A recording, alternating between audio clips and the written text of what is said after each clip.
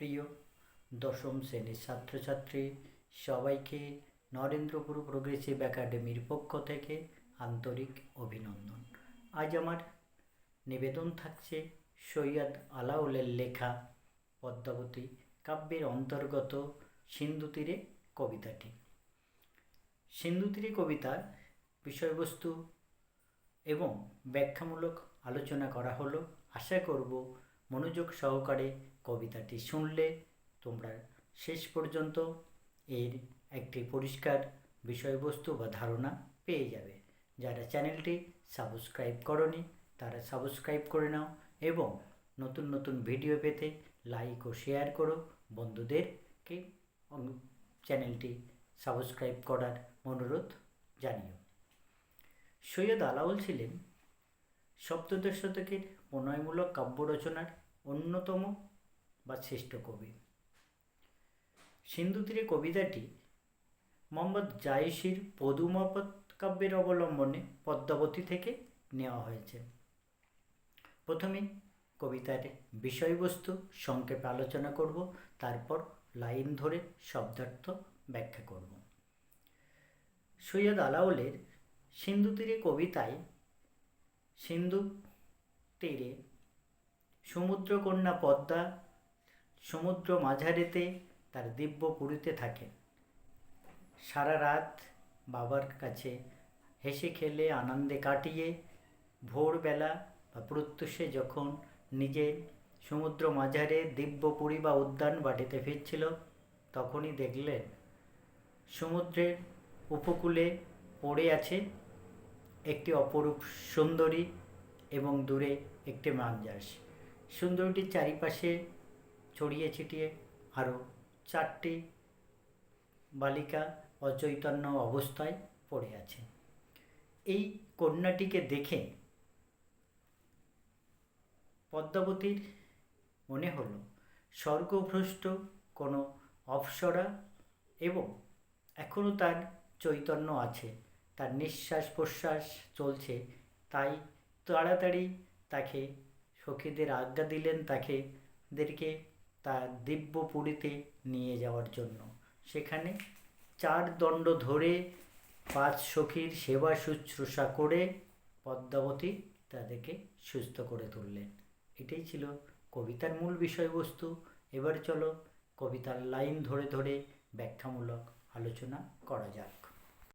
কন্যারে ফেলিল যথা জলের মাঝারে তথা দিব্যপুরী সমুদ্র মাঝার অতি মনোহর দেশ নাহি তথা দুঃখ ক্লেশ সত্য ধর্ম সদা সদাচার সমুদ্র নৃপতি সুতা পদ্মা নামে গুণজুতা সিন্ধু তীরে দেখি দিব্যস্থান উপরে পর্বত এক ফল ফুলে অতিরেক তার পাশে রচিল উদ্যান নানা পুষ্প মনোহর সুগন্ধি সৌরভতর নানা ফল বৃক্ষ সুলক্ষণ তাহাতে বিচিত্র টঙ্গী হেমরত্নে নানা রঙ্গী তথা কন্যা থাকে সর্বক্ষণ।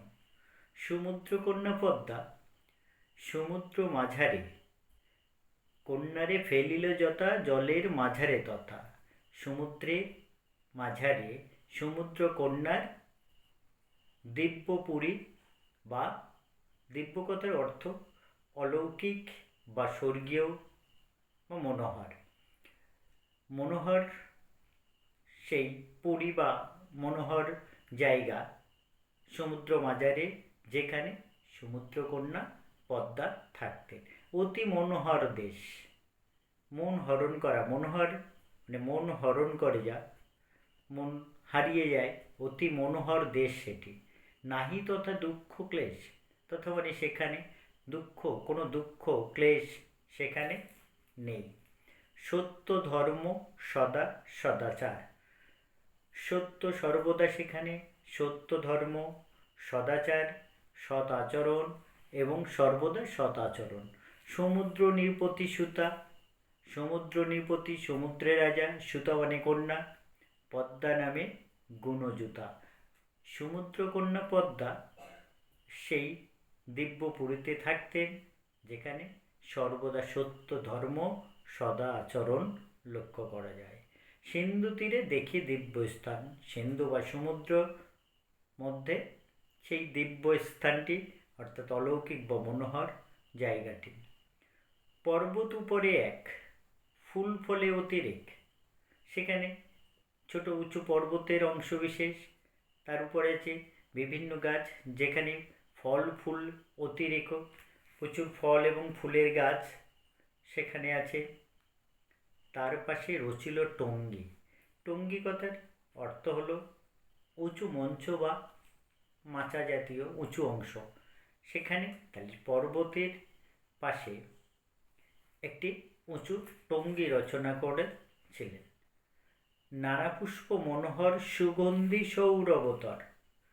নানা পুষ্প মনোহর, নানা ফল ফুল সেখানে ফুটে আছে যা মনকে হরণ করে নেয়।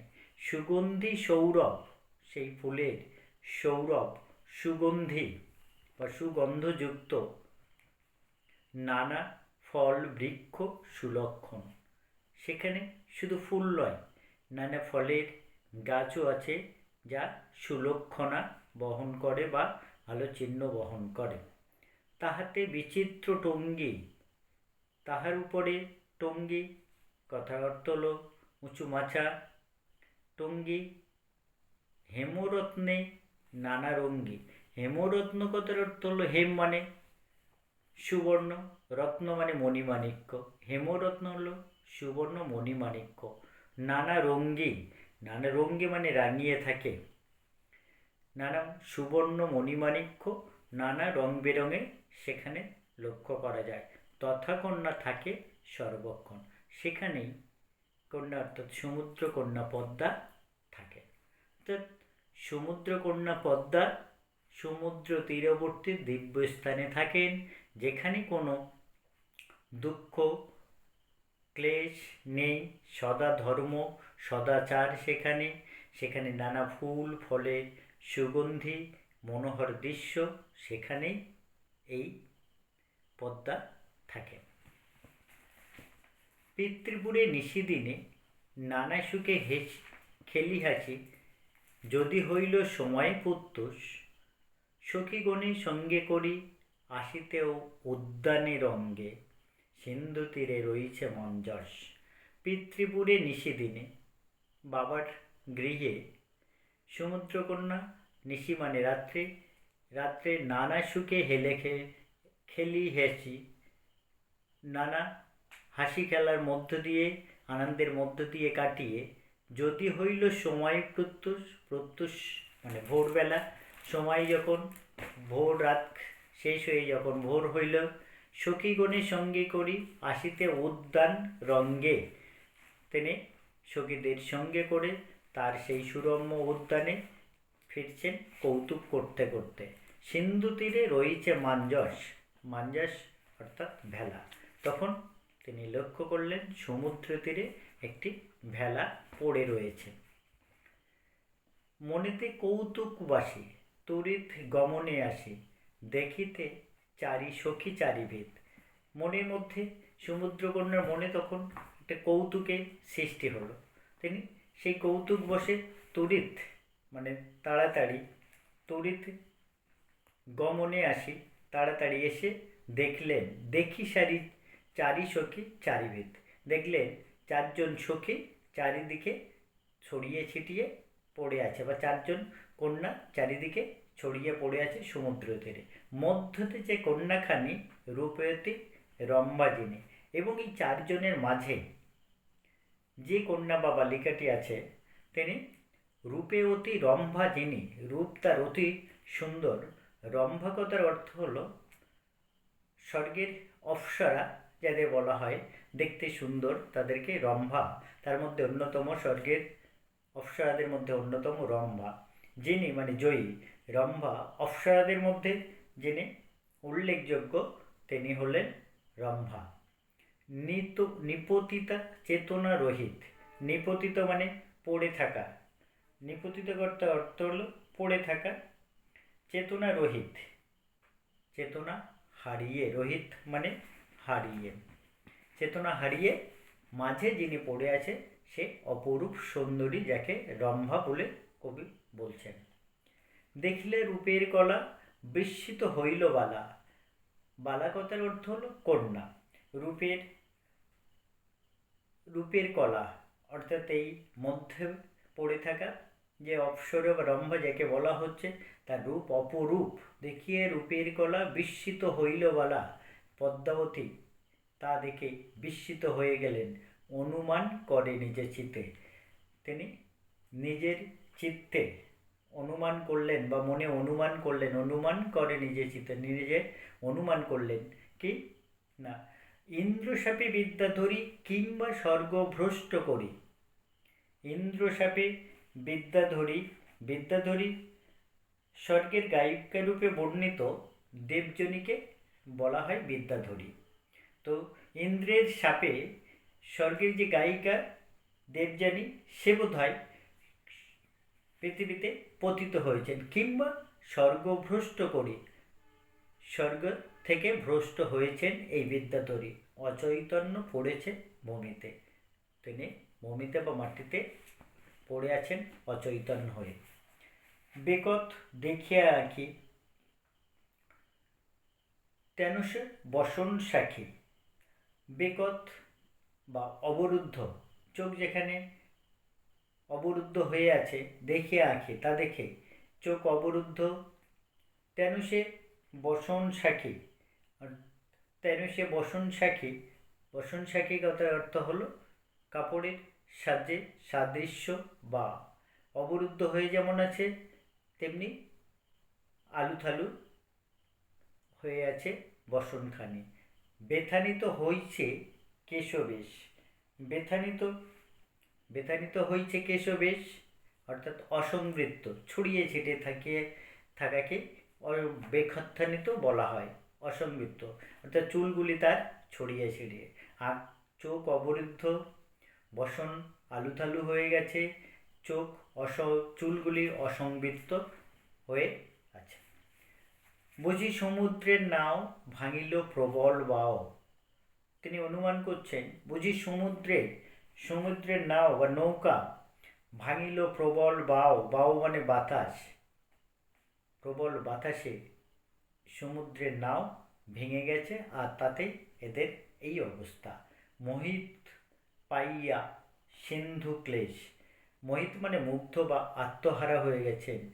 সিন্ধু ক্লেশ সমুদ্রের এই ক্লেশে এরা বা যন্ত্রণায় এরা আত্মহারা হয়ে পড়েছেন। চিত্রের পুতুলি সমা নিপতিত মনোরমা। চিত্রের পুতুলি সমা নিপতিত মনোরমা। চিত্রের মানে ছবির মতো, ছবির পুতুলি মানে পুতুল, ছবির পুতুলের মতো নিপতিত মনোরমা। নিপতিত কথা পড়ে রয়েছে মনোরমা এই সুন্দরী। তাহলে চিত্রের পুতুলের মতো, আমরা যেমন পুতুল বলি, পুতুল পড়ে থাকে জড় বস্তু, তেমনি এমন অবস্থায় পড়ে আছে যাকে বলছে চিত্রের পুতুলি, ছবির পুতুলের মতো মাটিতে বা সমুদ্র তীরে পড়ে আছেন এই সুন্দরী পদ্মা বা স্বর্গভ্রষ্ট অপ্সরা বা রম্ভা যাকে বলা হচ্ছে। কিঞ্চিত আছয় মাত্র শ্বাস। তখন পদ্মাবতী তার কাছে গিয়ে অনুভব করলেন যে এখনো শ্বাস প্রশ্বাস চলছে, অর্থাৎ এখনো প্রাণ আছে। অতি স্নেহ ভাবি মনে বলে পদ্মা ততক্ষণে।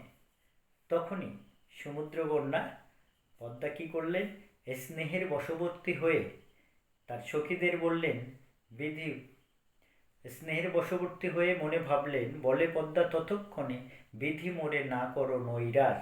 নৈরাশ কথার অর্থ হলো নিরাশ। তিনি মনে মনে বিধাতাকে বলছেন, ভগবান আমাকে যেন নিরাশ করো না। কি, পিতার পুণ্যের ফলে মোহর ভাগ্যের বলে, পিতার পুণ্যের ফলে, পিতা যে পুণ্য করেছে তার ফলে, মোহর ভাগ্যের বলে, মোহর মানে নিজের ভাগ্যের বলে বা ভাগ্যের জোরে বাহুরুখ কন্যার জীবন। বাহুরুখ কথার অর্থ হলো ফিরে পান।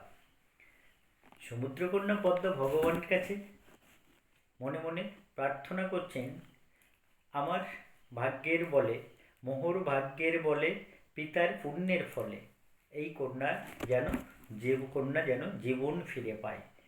চিকিৎসামু প্রাণপণ কৃপা করো নিরঞ্জন। চিকিৎসা করো, প্রাণপণ চিকিৎসা করে আমি এদের প্রাণ ফিরিয়ে পেতে চাই, কৃপা করো, দয়া করো নিরঞ্জন। নিরঞ্জন কথার অর্থ হলো পরমাত্মা, বা এখানে শিব বা বিষ্ণু এই অর্থে। তাহলে ভগবানকে বলছেন, ভগবান তুমি আমাকে কৃপা করো, আমি যেন প্রাণপণ চিকিৎসা করে আমার পুণ্যের ফলে বা ভাগ্যের পুণ্যের ফলে বা পিতার পুণ্যের ফলে আমি যেন এই কন্যাদের জীবন ফিরিয়ে পেতে পারি। দুঃখিনীরে করিয়া স্মরণ, দুঃখিনীকে আমাকে স্মরণ করে তিনি বলছেন। সখী সবে আজ্ঞা দিল, উদ্যানের মাঝে নিল। সখীদের তিনি আজ্ঞা করলেন বা আদেশ দিলেন, উদ্যানের মাঝে নিল 5 জনে বসনে ঢাকিয়া। এই 5 জনকে, সখীরা 5 জনকে বসনে ঢেকে তার সেই দিব্যপুরী, পদ্মার দিব্যপুরী উদ্যান নগরীতে নিয়ে গেলেন। অগ্নিজালি সেকে গাও, কেহ শিরে কেউ পাও। আগুন জেলে কেউ গায়ে সেক দিচ্ছে, কেউ শিরে মানে মাথায়, কপালে, কেউ বা পায়ে। কেউ গায়ে, কেউ কপালে, কেউ মাথায় বা পায়ে আগুনে তাপ বা সেক দিচ্ছে। তন্ত্রে মন্ত্রে মহৌষধ দিয়া, তন্ত্রে মন্ত্রে, তন্ত্রকথার অর্থ হলো শিব শক্তি সম্বন্ধীয়, শিবকে সম্বন্ধীয় শাস্ত্র বিষয়ক বা উপাসনা বিধায়ক বিধি, সে হলো তন্ত্র। আর মন্ত্র, যে পবিত্র শব্দ উচ্চারণ করলে ত্রাণ পাওয়া যায়। তাহলে শিবকে, শিব সম্বন্ধীয় শাস্ত্র পাঠ করছে, সাথে সাথে সেই পবিত্র শব্দ উচ্চারণ করছে যা থেকে ত্রাণ পাওয়া যায়, অর্থাৎ এদেরকে বাঁচিয়ে তোলা যায়। সেটাকে বলছে তন্ত্রে মন্ত্রে মহা ঔষধি, মহা ঔষধিকতা ভেষজ গুণ সম্পন্ন উদ্ভিদ, ভেষজ গুণ সম্পন্ন উদ্ভিদকে মহৌষধি বলা হচ্ছে, মহৌষধি দিয়া। দণ্ডচারী এই মতে বহু যত্নে চিকিৎসিতে।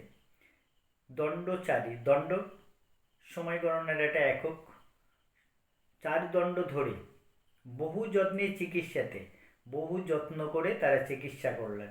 4 দণ্ড, এখানে দণ্ড বলতে 24 মিনিট সময়টাকে দণ্ডে ভাগ করা হয়, 24 মিনিটে 1 দণ্ড হয়, তো 4 দণ্ড অর্থাৎ 4 24 96 মিনিট, অর্থাৎ 4 দণ্ড ধরে বা 96 মিনিট ধরে বহু সেবা শুশ্রূষা তন্ত্র মন্ত্র মহৌষধি দিয়ে তাদেরকে পঞ্চকন্যা পাইল চেতন, এই পঞ্চকন্যা চেতনা ফিরে পেল।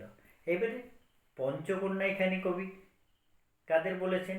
পঞ্চকন্যা বলতে এক হলো পদ্মাবতী, স্বর্গভ্রষ্ট পদ্মাবতী, তার 4 সখী। এই 5 জন 4 সখী ছিলেন রোহিণী, বিজয়া, চন্দ্রকলা, বিধুল্লনা। পঞ্চকন্যা পদ্মাবতী, রোহিণী, বিজয়া, চন্দ্রকলা, বিধল্লনা, এই 5 সখী চেতনা ফিরে পেলেন। শ্রীযুত মাগন গুণী মোহন্ত আরতি শুনি, হীন আলাওল সুরচন। এই কবিরা নিজেদের কবিতার শেষে নিজেদের গুণগান করতেন এবং কার স্মরণে বা কার স্মৃতির উদ্দেশ্যে তিনি এটি রচনা করেন সেটা বলে যেতেন। শ্রীযুত মাগন গুণী, মাগন ঠাকুরের নির্দেশে মোহন্তের আরতি শুনি, অর্থাৎ মাগন ঠাকুরের নির্দেশ অনুযায়ী এই আলাওল, হীন মানে এখানে ছোট বা নগণ্য সেই অর্থে বলেছেন, হীন আলাওল সুরচনাটি রচনা করেছিলেন। তাহলে মাগন ঠাকুরের অনুরোধে এই আলাওল কবিতাটি রচনা করেছিলেন। এটা হলো কবিতার বিষয়বস্তু।